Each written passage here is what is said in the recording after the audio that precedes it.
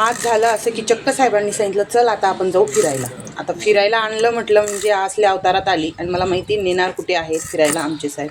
कारण गावामध्ये फिरायची जागा फक्त आपलं शेतच असतं आणि आमच्या शेतामध्ये मी ते आलेली.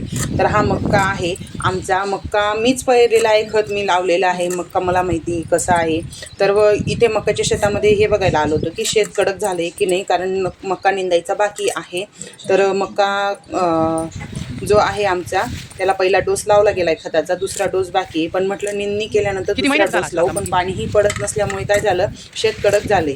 त्याच्यामुळे निंदायला ते काही व्यवस्थित जमणार नाही, म्हणून इथं निंदायचा विषय इथं आम्ही आता तत्पूर्वी क्लोज केला.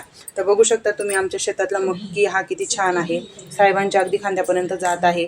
2-3 फोटो म्हटलं काढून पण घेऊया साहेबांचे, कारण साहेब असे काही फोटो काढायला आम्हाला मिळत नसतात. त्याच्याबरोबर एक सेल्फी पण बनते, सेल्फी पण काढली. आता तुम्हाला एक प्रश्न पडलाच असेल की या बाईच्या कपाळीला टिकली का नाही आहे. तर तसं काय आहे की आम्हाला झालेलं आहे सुतक, आणि सुतकमध्ये काही टिकली लावत नाही. हे आहे आमच्या गावाचा देखावा. तुम्हाला आमचं गाव आणि माझा ब्लॉग कसा वाटला ते कमेंट करून नक्की सांगा.